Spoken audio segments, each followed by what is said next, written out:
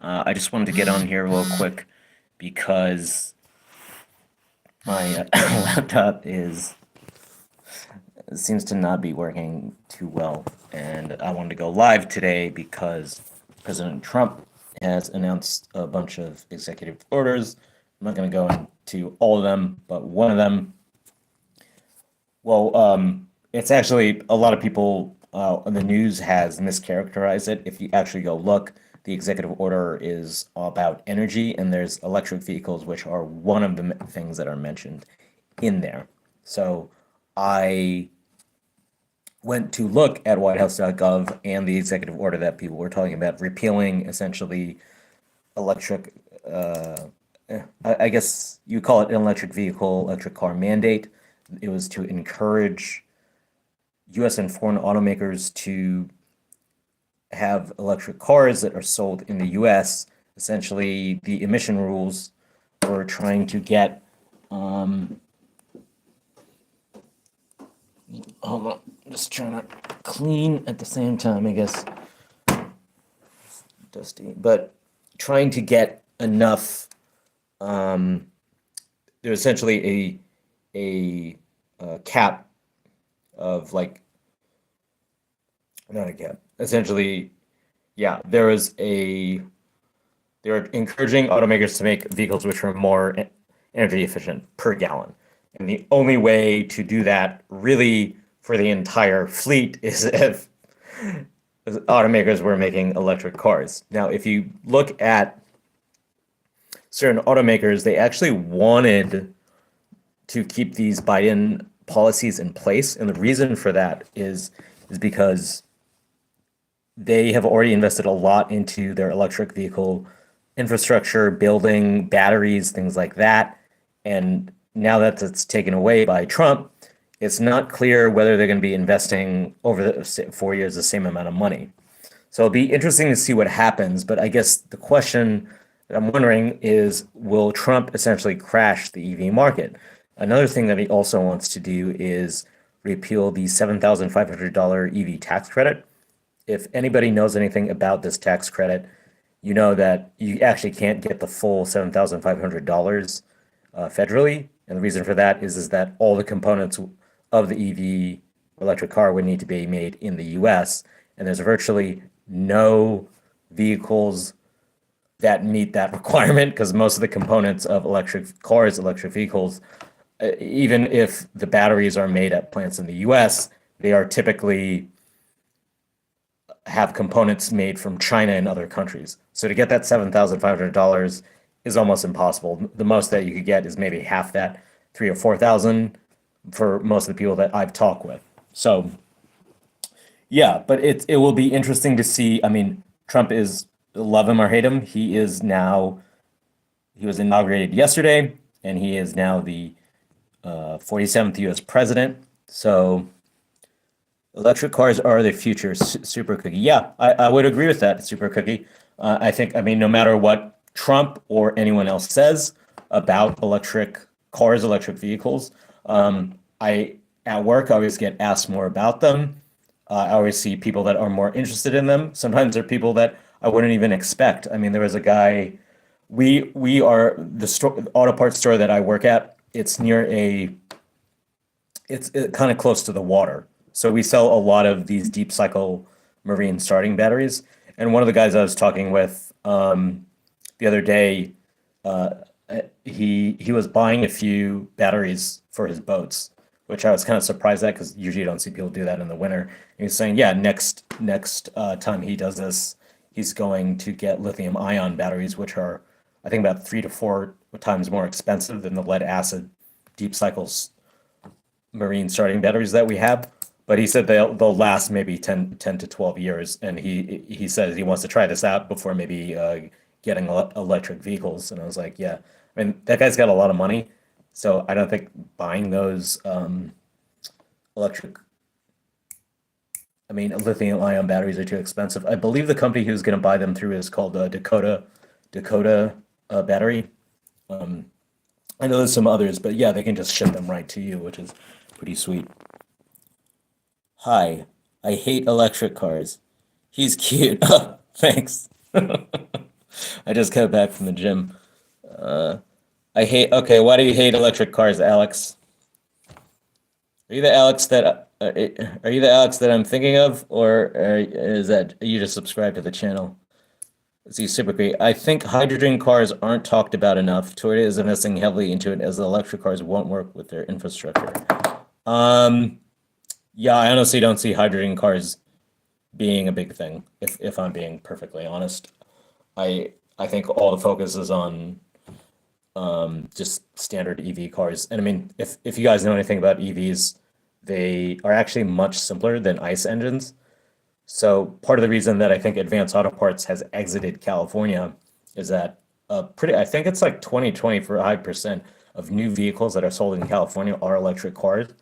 And the reality is that, yeah, electric cars still need brakes, brake fluid, brake pads, wipers. There's all sorts of parts that electric cars still need, but in terms of like all the parts that are in an ICE engine, you don't really need gaskets or things like that. There are things that break down, obviously, in an electric car, nowhere near as much, nowhere near as much though as a ice engine. I mean, you don't need to do oil changes. You don't need coolant, but yeah, I mean, there's still certain fluids that you need, like brake fluid, which is funny because I see some people talk about how electric cars don't need any maintenance, and that's just not true. But why do you think that Toyota is going to be successful with hydrogen cars? Because I mean, they've been the leader with, excuse me, they've been the leader with um, the Prius, in hybrids, because they take forever to change and they have so many issues, and it's not as that people think. Yeah, I mean, there's always that argument, but the reality is that it is the future. BMW also announced that venture to develop hydrogen cars by 2028 instead of diesel. Wait, what is this? I think it'll be instead of diesel versus petrol, it'll be electric. How do I super like? I'm gonna pin this comment. He's cute. Uh, I mean, BMW, but they have the Ion. No, that's Kia, or whatever. BMW has. I know I've seen their like four-door. Looks like a hatchback going around. But oh, anyway, how do I pull up? But I always like to read. Oh, did that stop? I don't know. Sorry, I'm still trying to learn how to do this.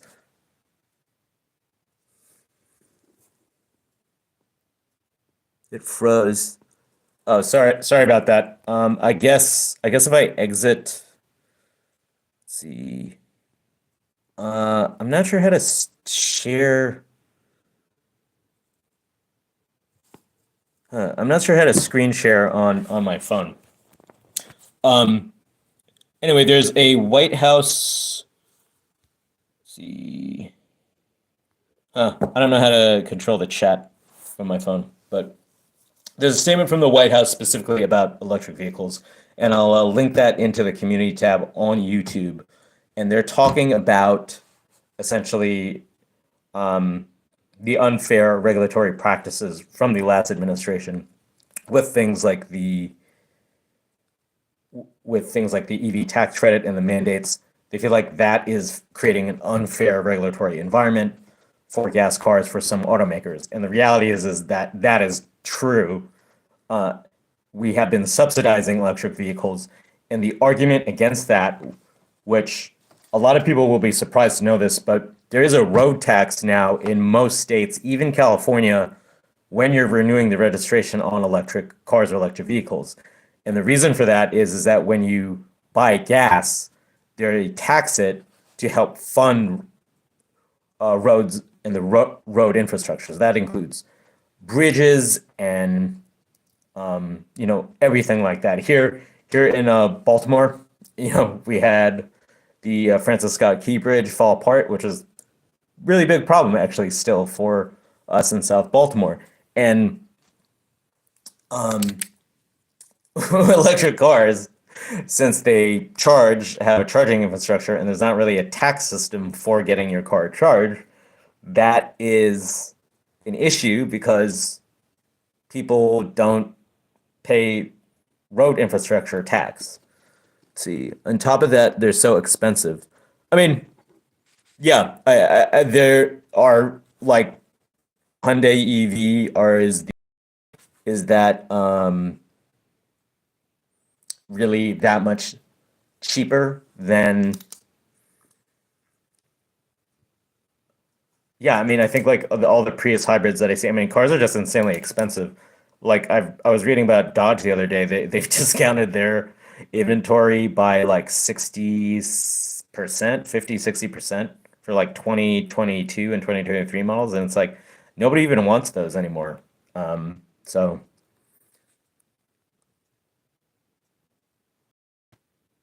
I'll let you men talk now. No, thanks, Lucid. That helps me. Great hairline too. On top of that, they're so expensive. There was an entire case study done about it, hence the Japanese government ain't too fond of electric hydrogen, but it doesn't work. This is much bigger. Huh, interesting. Um, I didn't know that. Yeah, if you want to send me the link to that, that would be cool.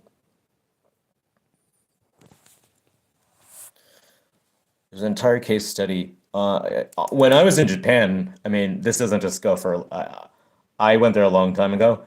There was a lot of like things where it's like, man, this car is like really small and it would never work in America, but it's very spacious. And they really do a good job of like, this is a very small car footprint, but they maximize the space. I feel like you won't see that in the American market. It is interesting. I've read like when Audi, I think, was originally trying to break into the US market, they were having an issue where like they didn't realize how much Americans like cup holders. So there's little things like that culturally. And when I used to market and sell equipment, packaging and processing equipment, and I remember talking to like Australians, and they, even though we spoke the same language, they had a different view of the world. So let's see. I don't know what I clicked, but the he's keep the was retracted. Don't think I deleted. I mean, I'll let you men talk now. I didn't retract it. I pinned it, but I might have deleted it, I guess. Yeah, sorry. I'm still trying to learn how to do this from my phone. Replace pinned message. I think I pinned the message. But yeah, I guess I'm curious, what do you guys think of Trump? I mean, being in office and making all these mandates, do you think that's good for the electric vehicle market, or is it going to crash it? My personal opinion is that these cars need to be able to be sold. Green energy needs to be able to stand on its own without the government essentially creating these systems in place for it. They can essentially help the infrastructure, but there has to be some free market components to it. So if electric cars are better, which in my opinion, they are, the argument about the argument against them that I see is that they're too complicated. There's too much electronics and electrical systems, and it's like, I mean, you buy a gasoline car these days, and like say the ECM goes out, or I was watching a video by another mechanic, and it was like electronic rack and pinion on a Mercedes, and I think he said new is like 4,000, remand it was 3,000. So we're just in that age where a lot of things are controlled by computers. YouTube, their content filters, that's all AI. Bold moves by Trump, but he'll for sure delay the electric progression by reversing on the green policies. Yeah, 100%. Agree with that, Super Cookie. They are going to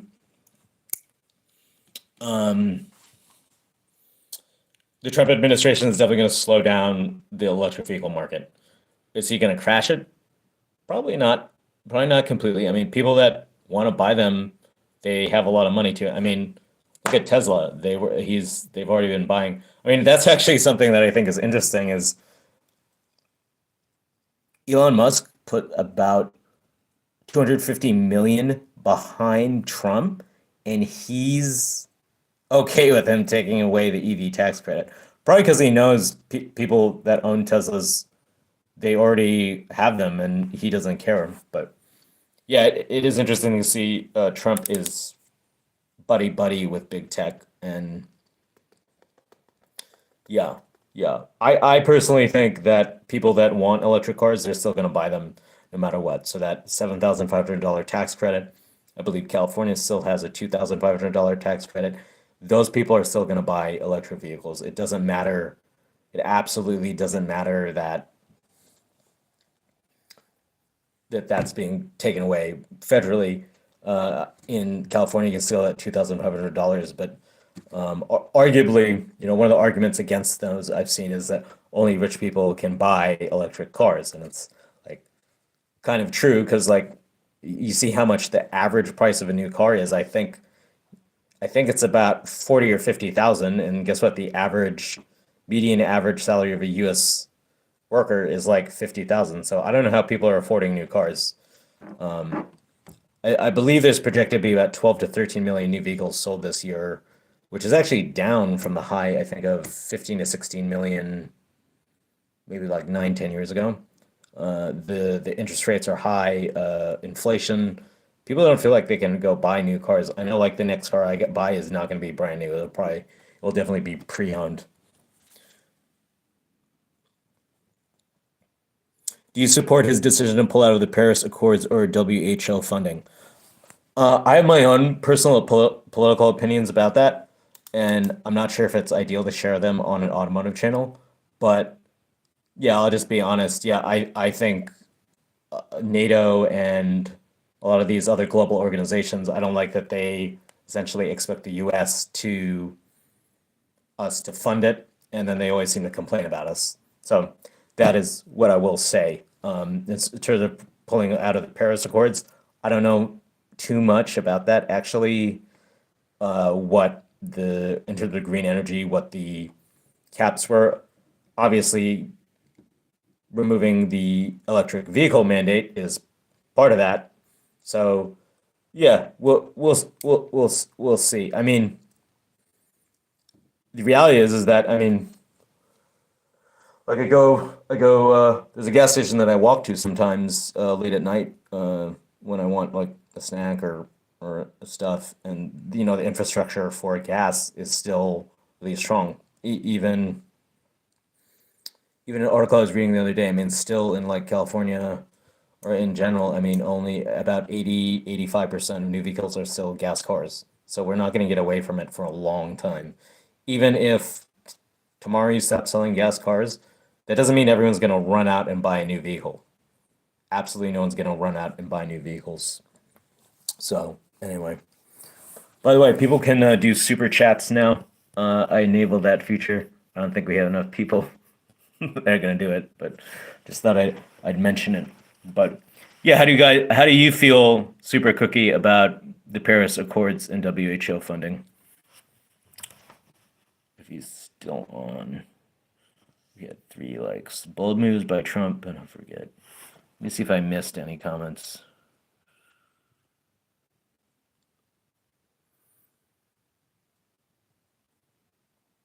Yeah, I think range anxiety and how long it takes to charge is an issue. I do know I did used to work with a guy that he didn't have a charging station at his house. So he had, I think it was like a Hyundai electric car. So he would like go somewhere near work, leave it, and then walk over and charge it during the day while he was at work for like 4 or 5 hours. Because he said that's all. No, it's a Chevy Bolt. That's what it was. Yeah. So he charges Chevy Bolt, and then he'd walk over to work, and then I guess it was like some public charging station. So he'd like charge it there, and he really only needed to charge it, I think, once a week. So the rest of the time, he would essentially charge it there, walk to work, and then walk back. I gave him a ride once or twice, and it was like, because I saw him walking, and I thought, did his car break down or something? And then he told me, yeah, he's like, no, I walked to the public charging station. I don't actually, it may not have been a public charging station. I think it was like something he had to pay for, but like every charge was maybe like $2 or $3, which is Nothing, nothing. Actually, most people don't know this about me, but I used to own an electric motorcycle, which was pretty cool, and I loved it. I got into a bit of an accident at work. Well, I was at a trade show, which affected my vision, but that's another story. Super cookie, I'm 50-50 on it. I don't know what that means. Could you be more specific? 50-50 on it. So you're 50-50 on the Paris Accords and WHO, but pulling the funding? I imagine I imagine that Trump will say, we could remain maybe in these, but he wants to see other countries fund them more, which I think is perfectly reasonable. And I'm totally okay with saying that publicly. It's like the US shouldn't be, I don't want to hear people complain about us and then we're giving you money. It doesn't work like that. You know, when I was selling equipment, I wouldn't say bad things about customers buying from us. I would always try and be very, very professional and, you know, maintain a steady on him banning the Paris and WHO funding. If you're trying to remain the leader, surely you should be quite involved. Um, if you're, yeah, yeah, I guess I agree with that. But yeah, it will be interesting. Well, Trump actually hasn't, regarding the electric vehicle mandate, he said he wants to repeal it, but he actually hasn't done it yet. I don't think that's something via executive order you can do if the funds have already been allocated or something like that. But it's definitely not going to be around while he's in office. Some of the other executive orders I would have to go through, but it will be interesting to see what else they do with the green energy market. I don't think wind energy is going to be popular because I did listen to the entire Rogan interview he did and the things he said about windmills with birds and whales. Those are things even in green energy publications that I've read are concerning to people. And the other thing with windmills is like you don't really see people using them on the consumer side. So like the place that I currently am renting here, the owner has solar panels on the roof, but he's not setting up a windmill in the backyard. I don't get the relationship between him and Musk though. Trump is an oil user while Musk wants more electric, which Trump isn't supporting as much. Hey man, keep your friends close and your enemies closer. Musk obviously saw a good opportunity with Trump and he took it and he's gonna ride that wave. So yeah, we'll see. Actually, the solar panels that are on the roof, this roof right now, they're Solar City panels. So those are Musk. It's a Musk company too. But yeah, I don't think wind energy is going to be as popular under Trump. Solar is popular on the consumer and commercial side. People ask about the solar panels when I'm outside a lot, and I tell them I don't know much about the system. But even I have a different business for green energy called greendogs.com, which maybe some people are aware of. It's like when I went to conferences for it, I would notice that solar energy and solar companies. So maybe it wasn't a solar company, but it was like, this is a company that does solar financing. So like companies within solar would always, it seemed to be about 70-80% of the exhibitors. And generally talking with people at these conferences or trade shows, that is where all the consumer and commercial interest usually lies. People aren't going to these things and talking about geothermal and wind energy and nuclear. Solar is clearly, and like, honestly, it's no matter who's in office, people seem interested in setting up solar on their house or solar arrays for their businesses or putting them on their warehouse roofs. I don't get the relation between. So you're saying he's playing Trump? No, no, I'm not saying he's playing Trump. Uh, I think he just realized that he probably wasn't going to get what he wanted from Biden or Kamala Harris as much. So he saw an opportunity with Trump, and he's got, I don't know, he's worth like 200 billion. So spending 250 million is not too much money for Musk to get into the get a seat close to the president. I guess what's it, Dogecoin, not Dogecoin, Department of Government Efficiency. He's going to be running that himself because Vivek Ramaswamy, I think is his name. He's not going to be doing it. Maybe he realized he could make more money doing biotech under the Trump administration. I don't know. That'll be interesting. But anyway, I'm gonna cut this off probably around 30 minutes. But if you guys have, I think we just have Super Cookie here now. But I don't know what the new government efficiency does. I don't think any of us knows, really. We'll have to see. I do know that Trump said that everybody has to go return to office for federal workers, and there's been a big brouhaha about it. Honestly, sorry if you're a federal government worker and you're complaining about that. I don't really feel bad for you because I have to physically go into work. Even when the pandemic was happening, I was working for a company that was I think essential business. Yeah, essential business it was called. So I was still going to work. We had to go in, couldn't work remote. We had to wear masks. There was a certain amount of people that couldn't be in the buildings. So sometimes they'd ask me to leave for a period of time. It was crazy. But yeah, sorry. The return to office, I don't feel bad for any of those federal workers. They already have great benefits. They have very stable jobs, which most people can only dream of. And it just seems like, yeah, don't feel bad. I don't feel bad when or like the government's gonna shut down and we may miss one paycheck. It's like, guys, I mean, come on. In the private sector, if you get laid off, you're gonna miss a paycheck. Yep. Yeah. Thanks for subscribing and tuning in, Super Cookie. Feel free to leave more comments. Always like to read, always like to get emails from people that are respectful. Sometimes you guys send me emails and I'm like, yeah, I'm not gonna respond to this. I try and respond to everybody just because of work and personal obligations. Can't always do that. If the comment's respectful, yeah, I'll try and respond to you. So if you leave a comment, it may take me a couple days or a week to get through all the comments, but usually I try and get through everything. But yeah, it'll be interesting to see what Trump does. He definitely is going to be shaking things up with the U.S. auto industry, with EVs specifically. Yeah, I guess before I get off of here, what effect do you think Trump will have on the U.S. auto industry specifically? Because he's definitely going to put tariffs on Chinese automobiles that are going to be pretty high, and maybe even some other countries. So importing vehicles may be a little more difficult. We'll have to see. But yeah, yeah, yeah. It will be interesting to see what he does. But Trump, I think the reason people like him is that he's generally a straight shooter.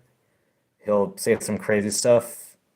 But generally, I watched a video of him signing executive orders and reporters were asking him stuff, and he was pretty straightforward, like unlike a lot of politicians that dance around things. I mean, I know sometimes they can't answer things because of security concerns or they don't want to say because they don't know what they're going to do yet. So that's always interesting. But anyway, yeah, if you guys have thoughts on new Trump administration, will he crash the EV market? Let me know. If you like this type of live format, also let me know. I might try and start doing them every day at a particular time when I'm not working, so that people can tune in and I can connect with you guys better. I'm also gonna maybe start trying to build an email list. If you know anything about YouTube, YouTube now makes it harder to reach the same subscribers. So if you're subscribed, you're more likely to see my videos, but you essentially have to fight for the same audience or any audience with your videos. So every video is essentially its like own thing that you have to fight for views for. So when you comment, when you like, that helps me with the YouTube algorithm. I say that at the end of every video, and I'm saying this now. So if you like the channel, please share a video, like it, subscribe. That helps me out. Yeah, and I'll catch you in the next video in the next live stream. Thanks, guys. Let's see.